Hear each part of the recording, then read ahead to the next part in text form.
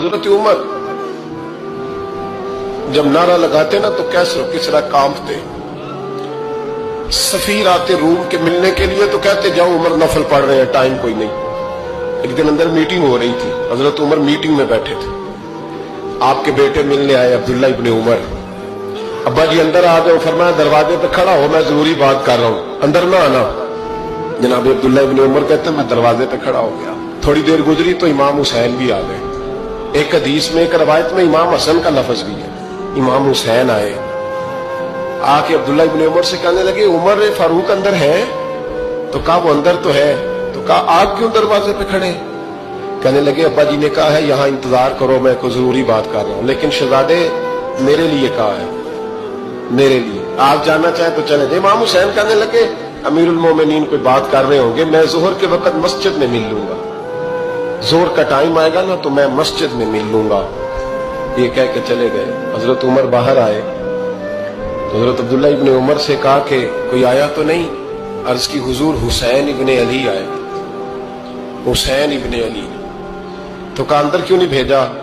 कहा मैंने कहा था बेशक चले जाएं, लेकिन वो कह रहे थे कि मैं जोहर के वक्त मस्जिद में मिल लूंगा। तो सैयदना उमर फारूक फरमाने लगे अब्दुल्ला तुझे तेरी मार हुए, हुसैन को क्यों वापस भेजा? फिर उमर दुनियादारों के सामने डटना, खड़ा होना उमर पे खत्म है, लेकिन जो अंदर की बात है ना, रूह की, जो अकीदत की बात है, जो वफा का रिश्ता है, उसको कौन समझे? ये जो रूह की मजबूरियां हैं, ये जो वफा की मजबूरियां हैं, इसे लोग क्या समझें? इन्हें क्या पता कि मुर्शद के बेटे के पैर चूमने में हुस्न क्या होता है? इन्हें क्या पता कि जब उस्ताद का बेटा घर में आता है तो दिल करता है मकान बेच के इसे दे दें, इसके बाप की नेकियां बड़ी हैं। जनाब उमर फारूक दौड़े गए, इमाम हुसैन के दरवाजे पे दस्तक दी। इमाम हुसैन बाहर रखा, शहजादे यार मिलने आए थे, बगैर मिले क्यों आ गए? अर्ज की कि आप मसरूफ थे, आपके अपने बेटे भी दरवाजे पे खड़े थे, तो मैं वापस आ गया। इमाम हुसैन कहते उमर जज्बात में आ गए, सर से पगड़ी गिर गई। कहने लगे हुसैन मेरे बेटे का और हुसैन का क्या मुकाबला? क्या उसकी माँ का नाम फातिमा ज़हरा है? क्या उसकी नानी का नाम खदीजतुल कुबरा है? क्या उसके नाने का नाम मोहम्मद मुस्तफा है? और फिर सर से पगड़ी उतरी थी, अपने बाल जोर से पकड़ लिए। कहने लगे हुसैन मैं ना मक्के में ऊंट चराया करता था और डंडों से मार खाता था अपने बाप से। ये जो आज सारी दुनिया में उमर के नारे लगते हैं, ये तेरे नाने का सदका है। शहजादे मेरी वफा और मेरी वफा में जब तेरा दिल करे ना दौड़ के आ जाया कर। उमर तो एक दिन इमाम हुसैन ने आगे ना जनाबे फारूक आजम से कहा, खुतबा दे रहे थे बच्चों की तभी शुरू में, पता नहीं क्या बात आई इमाम हुसैन के दिल में। कहने लगे उमर नीचे उतरो, ये मेरे नाना का मिंबर है।